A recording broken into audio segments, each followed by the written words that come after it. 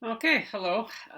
It's been a while. I've been busily studying for some professional exams.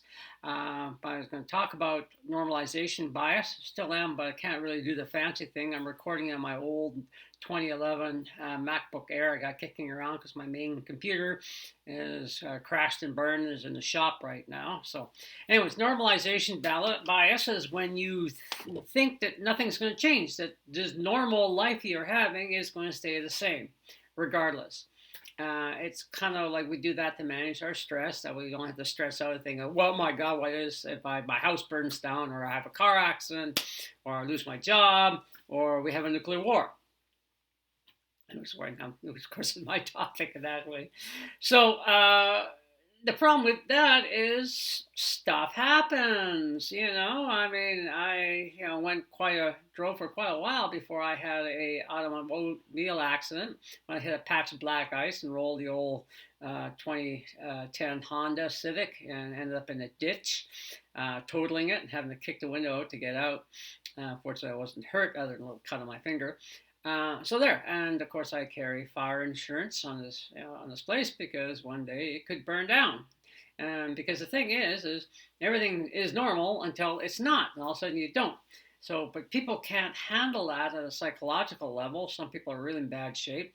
If you remember the movie The Day After, the woman insisted on keeping to make the bed, and the husband had to drag her kicking and screaming into the basements, which he had reinforced with sand and sandbags and stuff like that, because the missiles had just launched down the road. I mean, because they were like in the U.S. prairies where all the missile sites are. And of course, as the wind blows, she wants to bring in the washing when the 3-minute alert goes off, and he has to drag her kicking and screaming into their inner refuge, which is a pretty pathetic one at that. And immediately afterwards, she wants to go out and clean up after the debris. And that's it. People can't handle the abnormal, and they have to get back to the routine as a way of managing their stress. Well, this is fine and dandy and great as long as things are normal or just minor issues have. But if you don't prepare for the abnormal, if you don't have, house insurance and car insurance, if you don't have money laid away in case you get laid off, keep working on updating your skills so you're not obsolete, you're in trouble. And of course, in the case of a nuclear war, it's the same thing. And of course, it's helped that we haven't had a nuclear war at all. And so people are thinking, well, it's never going to happen. And people were afraid of it back in the 60s and 70s into the 80s. But after that, people stopped being afraid of it. And so we never had a nuclear war, so we never will. Doesn't matter that the bulletin of the atomic scientists have moved the doomsday clock to 90 seconds to midnight, closest it's ever been. Tough nookies. We are, we're not going to have one. And of course, the normalization. Oh, Russia's threatening to use nuclear weapons again, and North Korea's threatening to use nuclear weapons again. They always threaten. They always beak off. Somebody's saying something about that, and but it's never going to happen. They're never going to do it until they do. And then, are you ready for that? Have you got the skills to survive? Have you watched the nuclear survival skills video series I've done?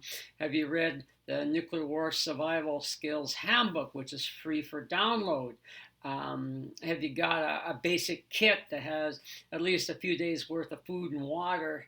And have you identified places where you're going to hunker down?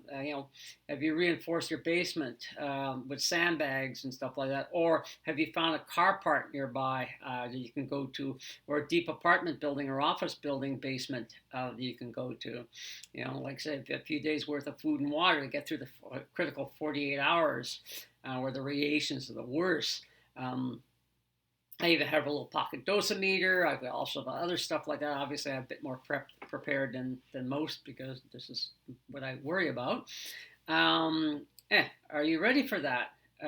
Are you basically aware of the signs that we are actually having a nuclear war, that a strike is happening? Because you may not get warned in time, or EMPs may wipe out the whole warning system. Do you know what to look for? Again, this is my survival series. So you have to be ready, because I'd love for normal to stay normal forever and we never have to worry about this stuff. I hope for the best, but I do prepare for the worst, and I think we all should do that. So please subscribe, like, and comment below. Bye for now.